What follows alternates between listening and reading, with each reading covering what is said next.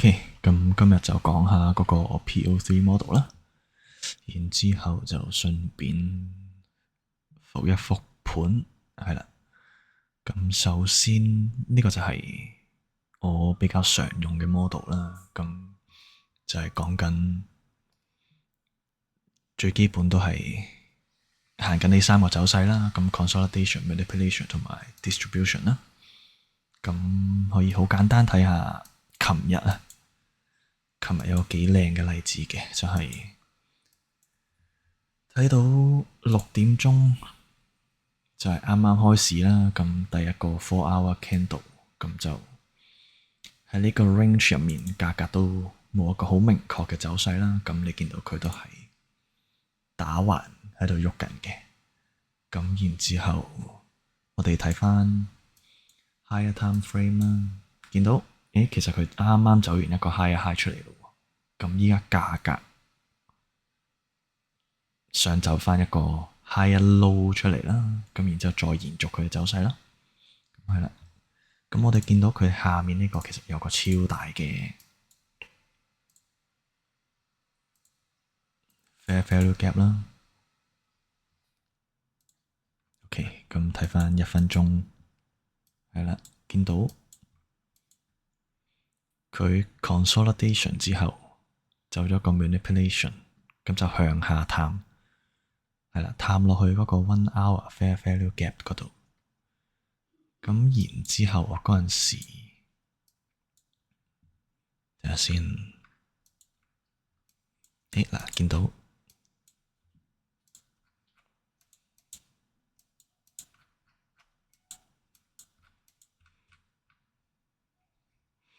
其實兩邊都係走緊一樣嘅走勢啦。咁冇 SMT 嘅，但係都唔緊要啦，因為我哋見到其實佢向下探完呢個 fair value gap，你見到佢係即刻有個逆轉信號出咗嚟，係啦。咁仲要係好強嘅 fair value gap 啊，因為你見到其實佢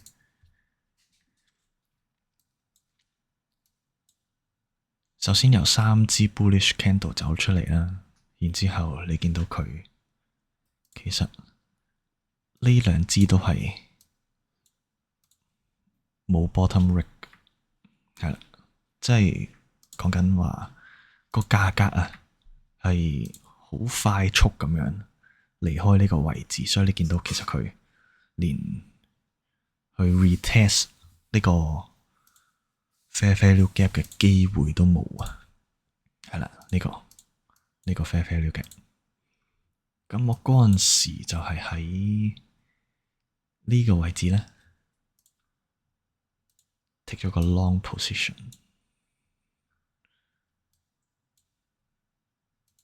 我印象中好似喺 around 呢啲位置就出咗場啦。咁然之後其實如果你 hold 得住嘅話，係可以走到一個都幾大嘅波幅啦，都食到，即係最高1:8咁樣。咁其實已經係好唔咁。然之後講返我喺上個星期五都有一單係做呢個 model 啦，PO3 model。咁係嗰日出數據啦，咁然之後睇返先，呢個位置，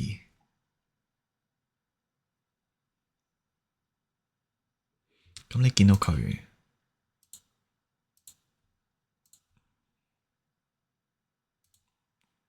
走咗一個 SMT 出嚟啦，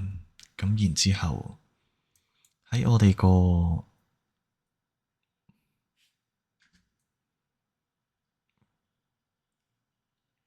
4-hour candle open 啊，咁就又係走咗嗰個 consolidation 出嚟啦。睇下先喺邊度，喺呢度綠色啦，係啦，咁然之後見到然之後佢行咗個 manipulation 紅色，係啦，佢向下探咗去側邊呢個 fair value gap 嗰度啦。咁然之後你見到其實呢支 candle 係好強嘅，好強嘅一個 order block 啊。咁價格都係掂到呢個位置之後，即刻彈翻上去啦。咁又就一個 inverse fair value gap 啦。咁我都係喺呢個位置即刻入個場啦。咁然之後係啦，多數我攞1:2咁樣就算嘅啦，係啦。最特別係出完數據佢跌咗咁多呢啲 timing，咁就想去做個超級高 RR 嘅 trade，其實係有啲唔實際啊，係啦，好似係 take 咗呢個 high 咁，我就出咗場，係啦，係啦，所以就其實你見到最主要嘅就係我哋要睇下個 4-hour candle open 之後有冇行一個 consolidation 啦，咁然之後要跌落去，我哋有一個 POI 嘅，係啦，跌落一個 POI 度，咁可以係其實 one minute time frame 或者15分鐘、1個鐘咁樣，其實都 OK 嘅，係啦，最主要睇下你見到有啲乜嘢出嚟啦，係啦，咁就做你睇到嘅嘢咁樣，咁喺價格掂到嗰個位置之後有個逆轉信號，咁你咪順勢做 long 咁樣咯，係啦，好簡單，1:2咁樣，係啦。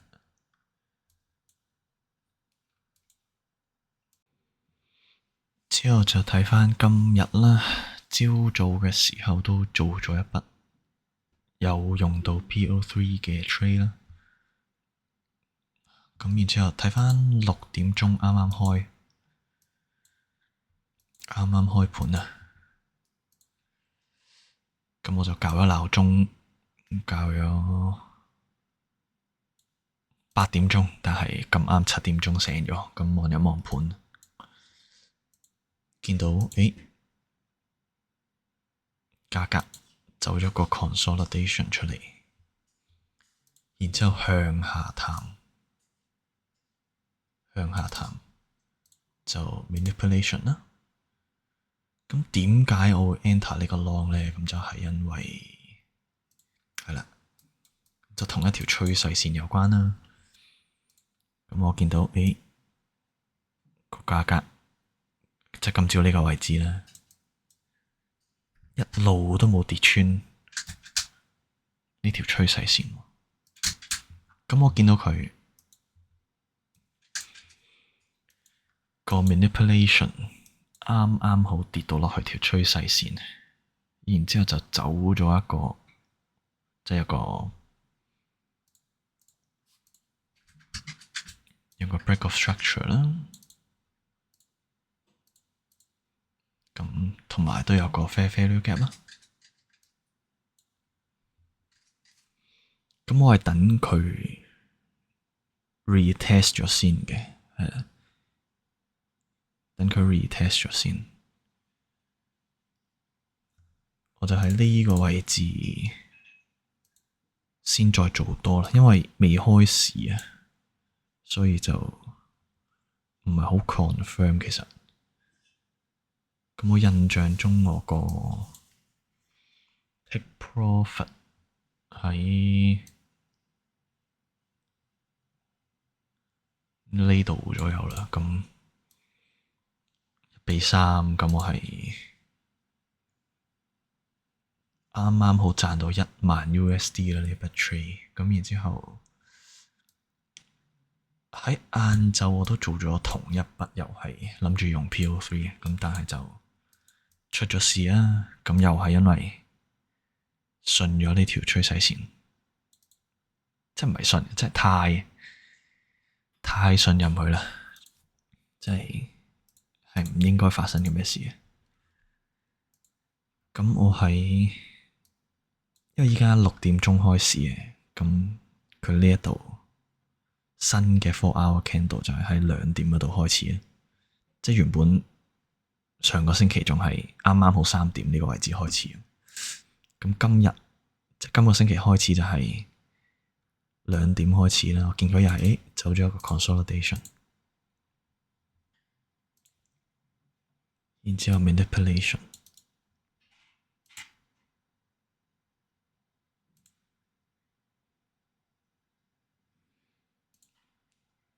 第一個 inverse 同埋 bullish 嘅飛鳥夾就入咗場啦，係啦，咁我都 target 得好高，我諗住，因為價格一路走緊一個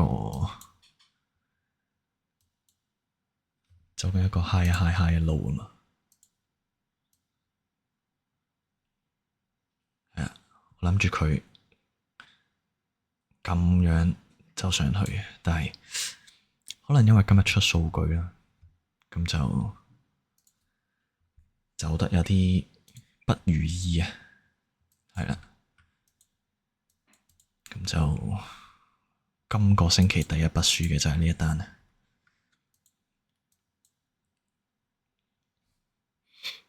啊，咁就啱啱好 stop loss 喺呢個位置，咁佢喺度洗咗2下就洗走咗啦，係啦，咁然之後睇下先，即係如果用第二啲角度，其實佢都係即係啱啱好價格跌穿咗呢個位置就都幾 bearish 啊，因為其實佢走緊一個紅旗出嚟啊嘛，係啦，即係啱啱好跌穿咗支旗，咁佢 retest 喺度 retest 跌落嚟 break of structure，咁呢度有個15分鐘 fair value gap 啦，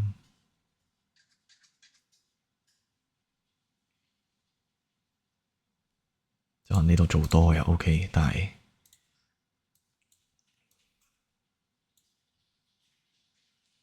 呢度有支超強嘅15分鐘嘅 order block 啊，咁見到佢 sweep 咗下面之後 close 返喺呢啲 candle 嘅上方，咁但係即係價格咁樣走咗一段時間咁樣跌穿嘅，我相信可能配合埋今晚出數據啦，佢會 retrace 返少少啦，因為睇返佢其實4小時即係甚至係啦4小時佢係冇 retrace 過咁滯，因為見佢之前一路都係走緊呢個雙體，即係價格都係一路喺度 consolidate 緊，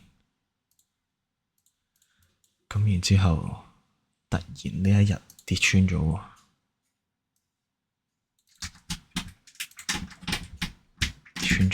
咁之後夜晚又彈返上去，咁就有個 inverse fair value gap 啦。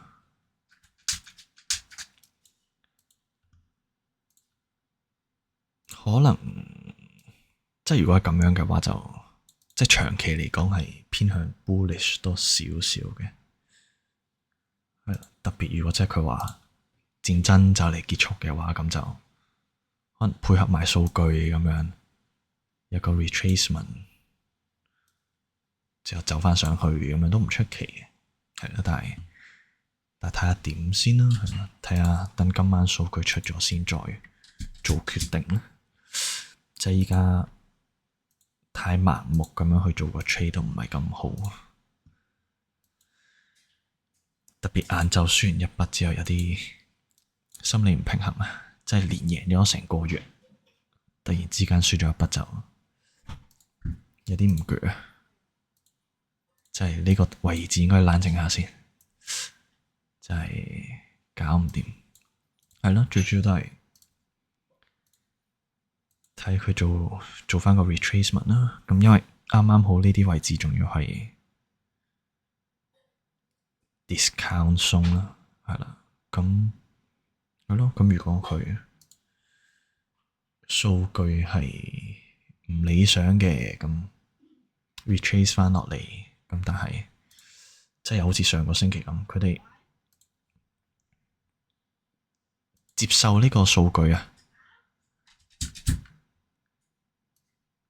即係處理呢個數據，啲人接受得好快啊！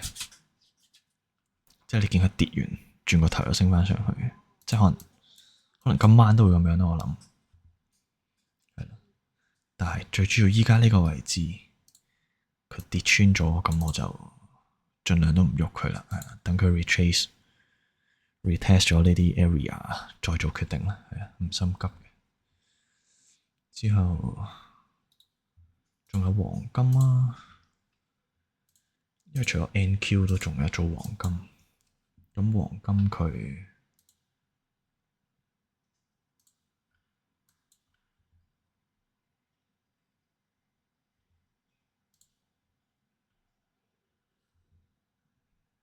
都冇乜 idea 其實，因為都係喺個箱體入面咯，其實，咁我都係等佢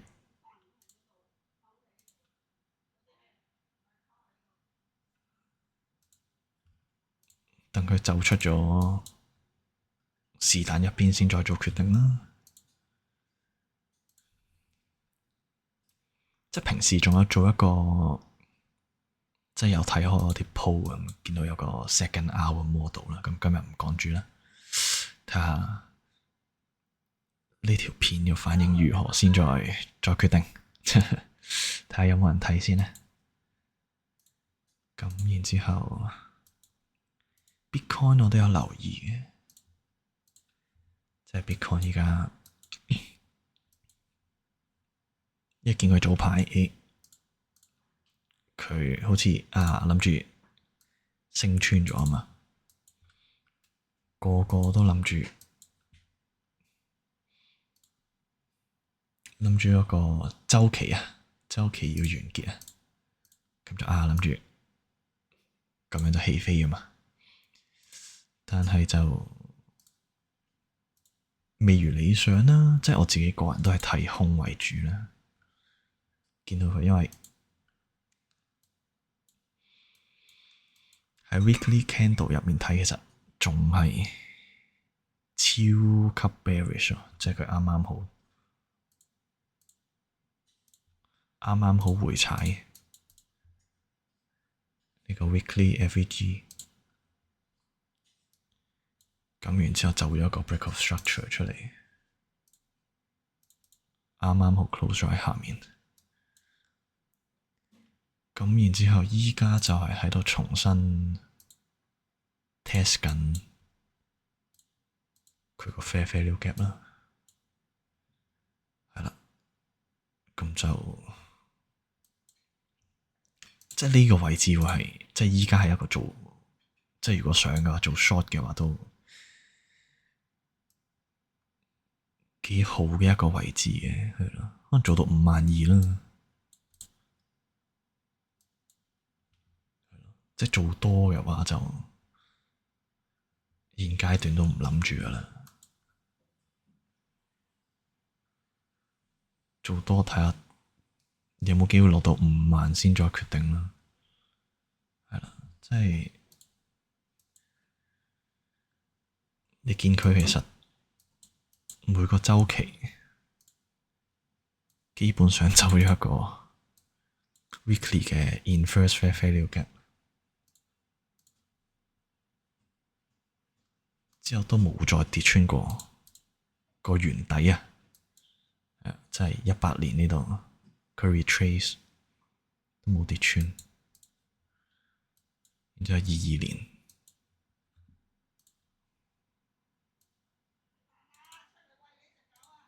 年，有個 weekly inverse fair value gap retest 又係冇跌穿啦，鐵底啊！咁所以今年都係睇下會唔會有呢個情況啦。